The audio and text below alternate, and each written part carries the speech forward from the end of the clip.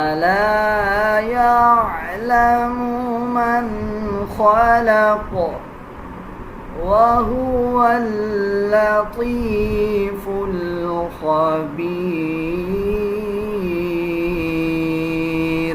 بسم اللہ الرحمن الرحیم. السلام علیکم ورحمۃ اللہ وبرکاتہ. آج ہم سیکھیں گے سورۃ الملک آیت نمبر 11 سے لے کے 15 تک مکمل تجوید کے ساتھ انشاءاللہ. اگر آپ پوری ویڈیو دیکھیں گے تو آپ کو جلدی سمجھ آئے گا، اگر آپ سکپ کر کے دیکھیں گے تو آپ کو آدھا ادھورا سمجھ آئے گا اور پڑھنے سمجھنے میں مشکل ہوگی. اعوذ باللہ من الشیطان الرجیم. بسم اللہ الرحمن الرحیم. فاعترفوا بذنبهم. را کے اوپر زبر ہے، را کو پر یعنی موٹا پڑھا جائے گا. آگے دیکھیں، میم چھوٹا سا ہے اور نون کے اوپر جزم ہے. اب اس چیز کو نوٹ کر لیں کہ جب نون کے اوپر اس طرح کا چھوٹا میم آ جائے اور جزم آ جائے تو پھر ہم نے میم کو پڑھنا ہوتا ہے اور نون کی جو ساؤنڈ ہوگی اس کو ہم نے سکپ کر دینا ہے اور اس کے اوپر غنہ کریں گے. اور جب ہجے کریں گے تب ذال کو میم کے ساتھ ایڈ کر کے پڑھا جائے گا، جیسے ذال میم زبر ذم. فاعترفوا بذنبهم. میم کے اوپر جزم آ جائے، اس کے بعد با آ جائے تب غنہ کیا جاتا ہے اور غننے کی آواز کو ناک سے نکالا جاتا ہے. فَسُحْقًا لِأَصْحَابِ السَّعِيرِ. حا کے اوپر کھڑا زبر ہے، 1 سیکنڈ لمبا کریں گے. عین کا مخرج صحیح ادا کیا جائے گا. اکثر لوگ اس کو اصحاب السعیر پڑھ دیتے ہیں، اس طرح پڑھنا غلط ہے، بلکہ اس کو اصحاب السعیر ایسے پڑھا جائے گا. اور جب وقف کریں گے را کو باریک کر دیں گے اور زیر کو سکپ کر دیں گے. ان الذین یخشون ربهم بالغیب لهم مغفرہ. ربهم بالغیب، اس میں دیکھیں میم کے اوپر جزم آ رہا ہے، اس کے بعد با آ رہا ہے. اب ہم میم کے اوپر غنہ کریں گے، جیسے ہم نے پچھلی آیات میں سیکھا کہ جب میم کے اوپر جزم آ جائے اس کے بعد با آ جائے تو غننے کے ساتھ پڑھا جائے. لہم، میم کے اوپر شد ہے، غنہ کریں گے. جب نون کے اوپر یا میم کے اوپر شد آ رہا ہو تب بھی غنہ کیا جاتا ہے اور غننے کی آواز کو ناک سے نکالا جائے گا. جیسے یہ نون کے اوپر شد ہے غنہ کریں گے، اسی طرح میم کے اوپر شد ہے غنہ کیا جائے گا. لَهُم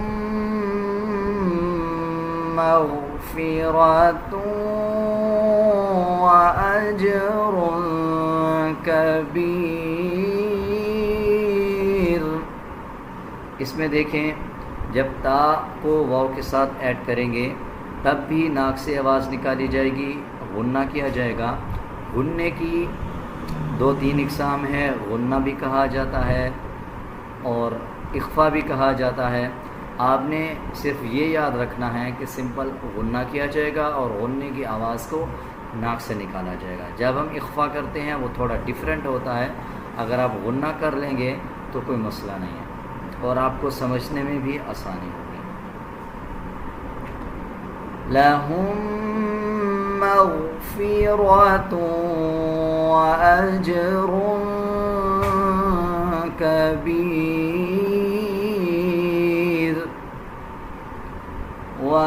وَأَسِرُّوا قَوْلَكُمْ أَوِ اجْهَرُوا بِهِ. جب ہم وقف کریں گے تو ہا کا جو کھڑا زیر ہے اس کو ہم سکپ کر دیں گے، جیسے او اجہروا بہ. إنه عليم بذات الصدور.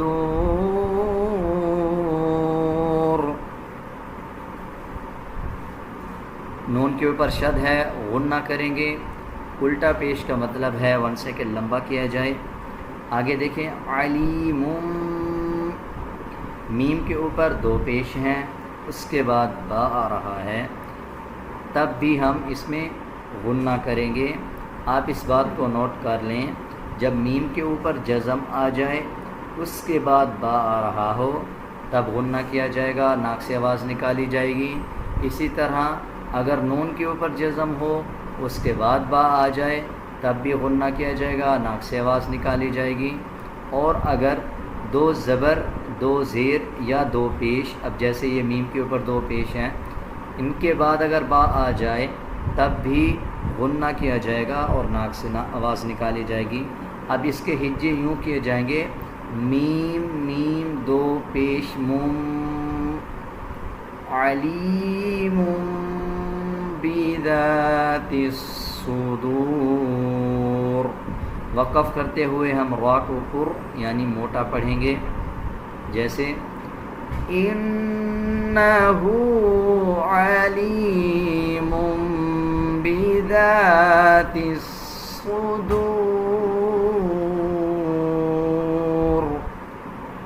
الا يعلم من خلق وهو اللطيف الخبير.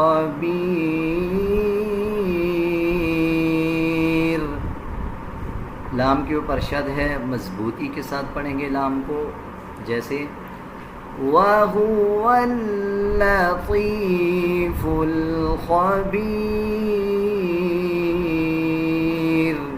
هُوَ الَّذِي جَعَلَ لَكُمُ الْأَرْضَ ذَلُولًا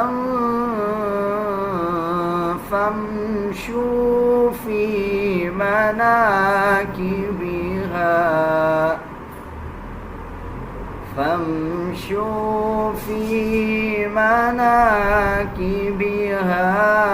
وَكُلُوا مِن رِزْقِهِ. اس میں عین کا مخرج صحیح ادا کیا جائے گا. را کو پر یعنی موٹا پڑھا جائے گا. جب را کے اوپر جزم آ جائے، اس سے پہلے والے الفاظ کے اوپر زبر یا پیش آ جائے، تب را کو پر یعنی موٹا پڑھتے ہیں. آگے دیکھیں، یہ نون کے اوپر جزم ہے، اس کے بعد را آ رہا ہے. اب ہم میم کو را کے ساتھ ایڈ کریں گے اور نون کی آواز کو سکپ کر دیں گے. من رزقہ نہیں پڑھنا، بلکہ اس کو من رزقہ اس طرح پڑھا جائے گا. وَإِلَيْهِ النُّشُورُ.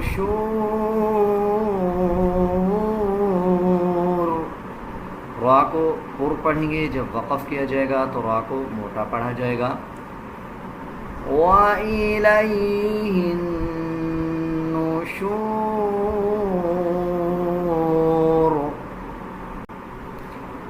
اب ہم آیت نمبر 11 سے لے کے 15 تک ایک ساتھ پڑھیں گے. آپ میرے ساتھ ساتھ رپیٹ کرتے جائیں.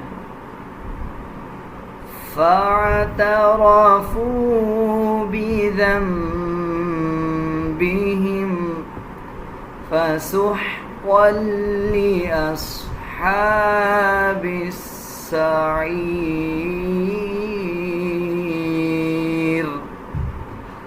إِنَّ الَّذِينَ يَخْشَوْنَ رَبَّهُم بِالْغَيْبِ لَهُم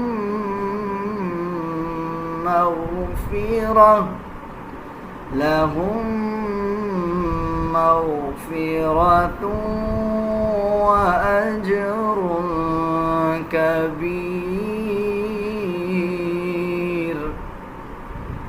وَأَسِرُّوا قَوْلَكُمْ أَوِ اجْهَرُوا بِهِ إِنَّهُ عَلِيمٌ ذات الصدور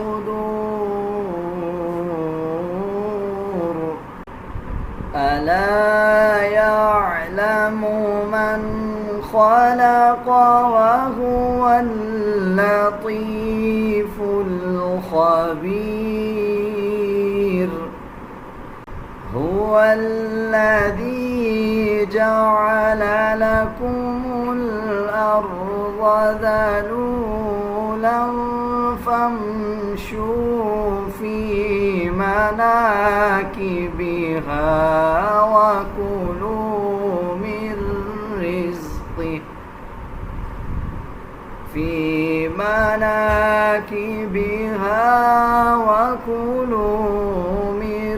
رزقه وإليه النشور।